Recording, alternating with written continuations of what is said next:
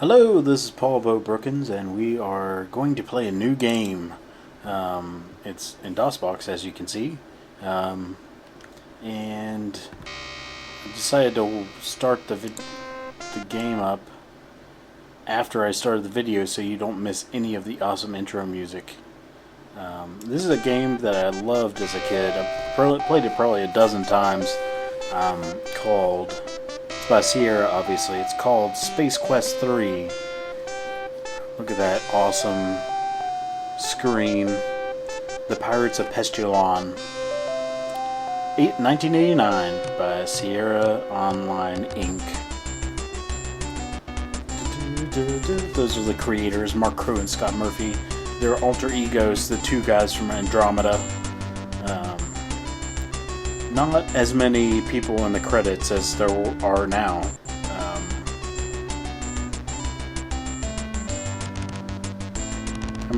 It's been an indeterminate time since Roger Wilco rocketed away from Valhalla's burning space fortress. Time stands still for our hero in suspended animation.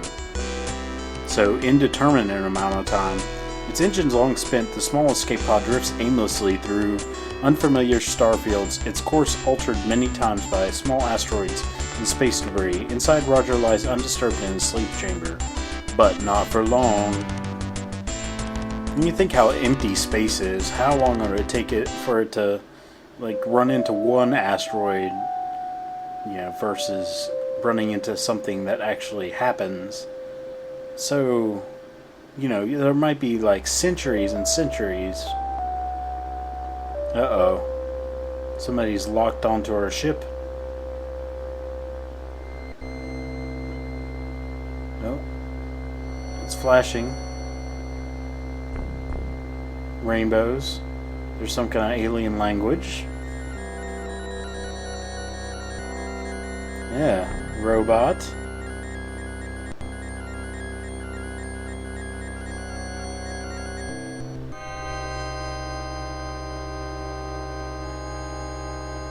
We're getting beamed aboard. As you can see, this game, back when it was created, had a awesome 16 color palette. It might have been 32, I'm not sure. The pod, considered nothing more than another piece of scrap, is taken aboard a robot commanded garbage freighter. Unfortunately, these robots have no regard for organics. Well, you would think that they would be if they, were programmed by organics and all that good stuff. There we are. Small pod is jarred by a sudden shock, which triggers the sleep chamber's revive mode. As the glass shroud slides back, Roger slowly begins to regain consciousness. And here comes the animation. Oh! Eyes opening and closing. Where am I?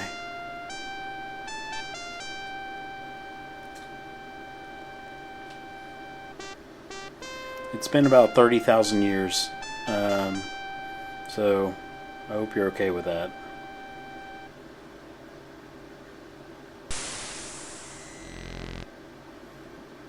Alright, there we are. Less pixels than before.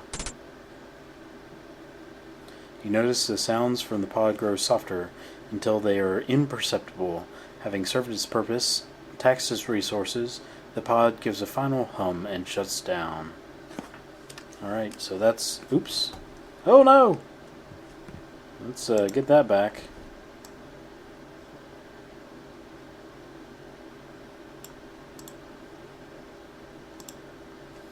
Alright, so now we are in the game. Now we have we're in this garbage scow, and this game functions by, you can use the arrow key. Am I not in it? Okay. You can use the arrow keys, theoretically, if my keyboard works, then it should work. Hold on one second, folks. No, I don't know why that didn't work before, but it's working just fine now. Arrow keys. It will move you around. You can also move around with the mouse button.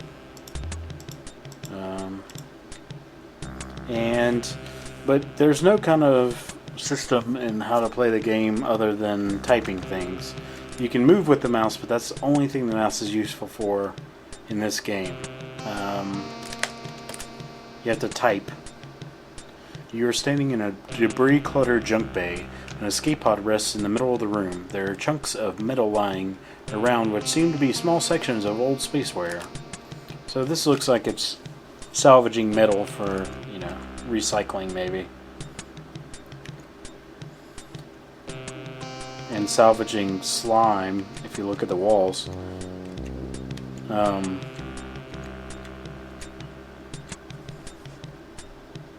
don't use the mouse very much in these games.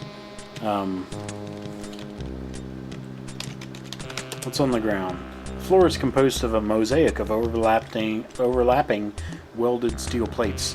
The melange of used metal plates appear to have been cut from a variety of sources. There's a small round object lying nearby, so I guess it kind of replenishes itself from its stock of metal, so maybe it's just like a self-perpetuating ship. Object. What is that? A closer look at the object on the floor reveals that it's a warp motivator. It looks a bit more high-tech than the other junk strewn about this locale. Sturdily constructed, its only protrusion is a modular plug near its base. That sounds useful. Let's go ahead and save the game. I'm not sure.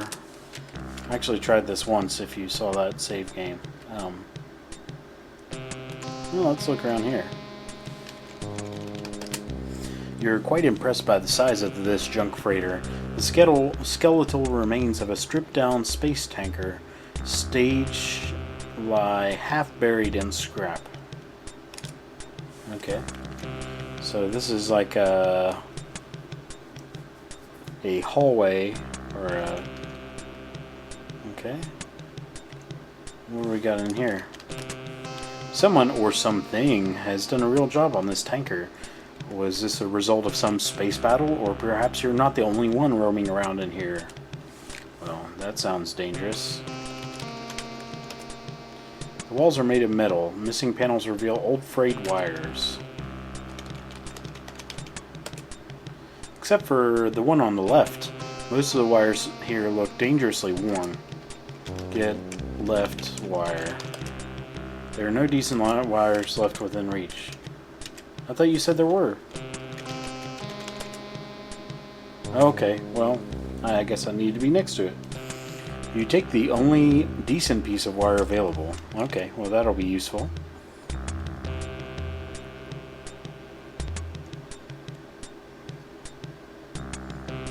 Here we are. Robot. Where am I? Oh, okay, I'm in the tunnel. To be careful here, because like most Space Quest or Sierra games, there's lots of ways to die. Oh gosh, you stepped off the metallic escarpment and tumbled into the darkness. Twisted, jagged remnants of old vehicles reach out to slow your dark descent, cutting short your life in the process. Oh, look at that splat. It wouldn't be so bad except for the sudden stop at the end. Next time, don't get so close to the edge. Okay. Well, we do need to get kind of close to the edge because we need to... Look, robot. Wow, an ancient model of a battle bot. I bet you'd hate to run into whatever brought this big guy down. Looks like something poked it in the eye. Robo is not.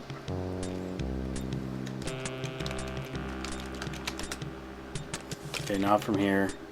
How about here? Yeah! Alright, so... This looks like a pretty promising place. Looks like there's Legos laying around and Tinker Toys. You find yourself at the bottom of another trash pit. An interesting array of alien artifacts is strewn from one end to the other. A large ship is in the middle and a small one is off to the side. Let's see if it actually... They look like the remnants of an orbital space station, or perhaps some type of toys for an oversized child. So it does recognize the fact that it looks like a Lego.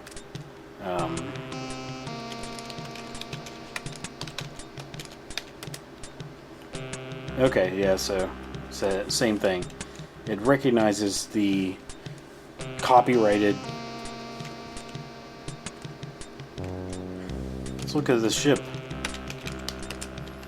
It's a sleek looking number if you can disregard the junk it's rooted in. It must be a recent addition to the collection as everything seems to be intact. Etched on the side is the name Aluminum Mallard. On top is a small hatch, which is also a reference to the Millennium Falcon, obviously. Yeah, my wife says obviously. And what pod? It doesn't know what a pod is. Okay. Well, we need to check out this ship.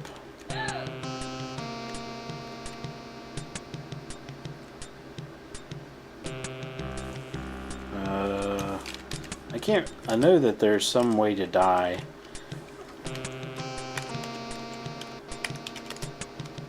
No, not a good location. Okay.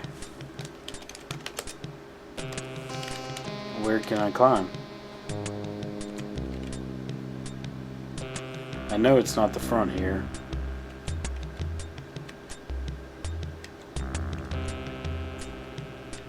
Maybe it's the very back here. I went around the wrong way.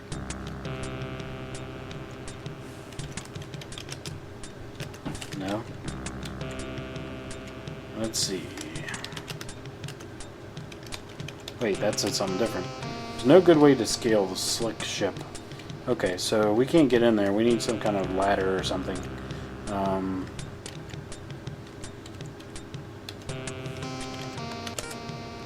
Let's get out of here. I don't think there's anything else to do in this room. Usually, in the past, I've done this type of thing with a walkthrough, but I remember what you need to do in this game. I'm doing it a little out of order from the most efficient way of doing it, but, you know, I think it's a little more entertaining to kind of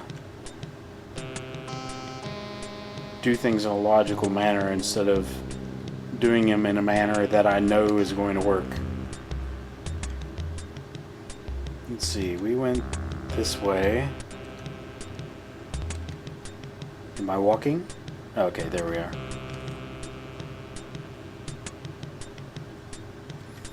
Alright, so the only other way to go is down, it looks like. Alright, we're in a new location. Well, we'll see what's going on in this location in the next video. Go ahead and like the video and subscribe, it really helps me out. And leave a comment if you have anything to tell me.